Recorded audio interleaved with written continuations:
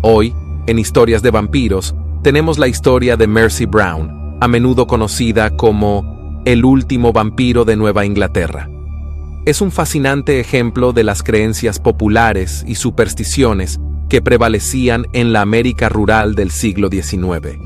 Mercy Lena Brown era una joven que vivía en Exeter, Rhode Island, y su caso se convirtió en uno de los más conocidos y documentados de exhumaciones relacionadas con el mito del vampirismo. Mercy Brown, 1873-1892, fue una joven de Rhode Island, Nueva Inglaterra, que falleció prematuramente a causa de la tuberculosis. Si bien este tipo de enfermedad era casi siempre letal, la mayoría de la gente dudaba sobre la veracidad de los especialistas que la diagnosticaron en la joven.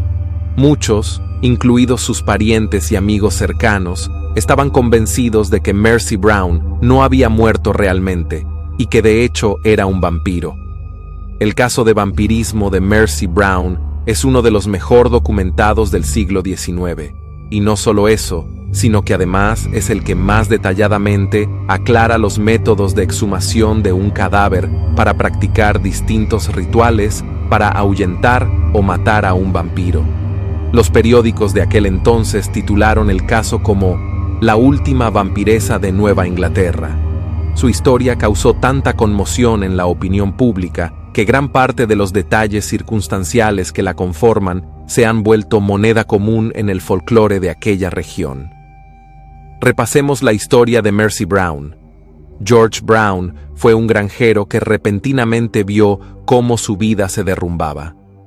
Una rara enfermedad se cebó en todos los miembros de su familia, matándolos uno por uno. La primera en fallecer fue la madre de Mercy Brown, Mary, en 1883. Luego su hija menor, Mary Olive. Algunos años después, Edwin, el más pequeño, también comenzó a manifestar los síntomas inequívocos de la tuberculosis. Por aquel entonces los médicos hablaban de consunción, es decir, tisis, cuyo tratamiento en general proponía solo un cambio de aire. Demasiado poco para luchar contra una enfermedad con una tasa de mortalidad espeluznante. El joven Edwin fue enviado a Colorado, donde su mejoría fue superficial pero progresiva. La última en dar cuenta de aquellos síntomas letales fue Mercy Brown, quien finalmente moriría el 17 de enero de 1892, con apenas 19 años de edad. Desesperado por esta terrible sucesión de pérdidas, George Brown comenzó a prestar oídos a los rumores de vampirismo que rondaban por el pueblo. ¿Acaso, para preservar la vida de su último vástago, aceptó la propuesta de un grupo de entusiastas y decidió exhumar los cadáveres de su familia para ratificar si estos efectivamente habían caído en las garras de un vampiro? La exhumación se produjo el 18 de marzo de 1892 en el cementerio de Chestnut Hill. La comitiva iba encabezada por el médico familiar y un periodista de The Providence Journal. El resto, presumiblemente, portaba antorchas y estacas. Al abrir las tumbas, se descubrió que el cuerpo de Mary estaba intacto, perfectamente momificado, al igual que el de Mercy Brown, cuyo aspecto lucía tan radiante que incluso superaba en belleza al que había mostrado en vida. En medio de una gran agitación, se aguardó a las primeras horas de la noche, donde varios testigos afirmaron que los ojos de Mercy Brown se abrieron repentinamente en la oscuridad de la fosa. La comitiva actuó con toda la determinación que uno esperaría encontrar en un turba decidida a cazar vampiros. El cuerpo de Mercy Brown fue profanado de la forma más brutal. Se le arrancó el corazón y se lo redujo a cenizas en un fuego en el que ardían hierbas profilácticas. Los restos luego fueron devueltos a la cavidad torácica de la muchacha, abierta como unas fauces, y el cuerpo, ya horriblemente mutilado, fue enterrado nuevamente.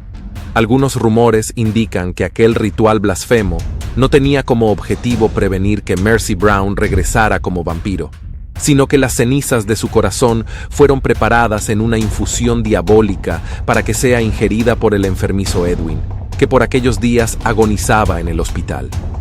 A pesar de estos esfuerzos, Edwin Brown moriría 2 meses más tarde. El caso de Mercy Brown tuvo una gran difusión mediática.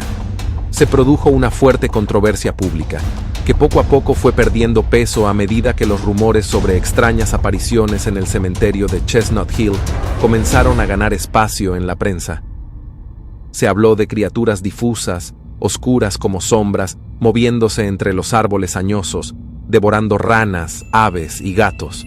Incluso se hallaron rastros de una mortaja, de un vestido desgarrado y tibias roídas que sugerían la posibilidad de que las profanaciones seguían realizándose de forma sistemática.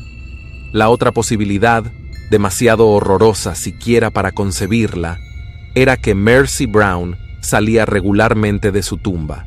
Se sabe que cuando Bram Stoker viajó a Nueva Inglaterra, se interesó vivamente en el caso de Mercy Brown, y que al menos el episodio de la exhumación de Lucy Westenra en la novela de vampiros, Drácula, rito encabezado por el profesor Abraham Van Helsing, está parcialmente basados en su historia. Un miembro ilustre de la comunidad de Rhode Island, H.P. Lovecraft, se refiere directamente al caso de Mercy Brown en su relato de terror, La casa maldita, The Shunned House.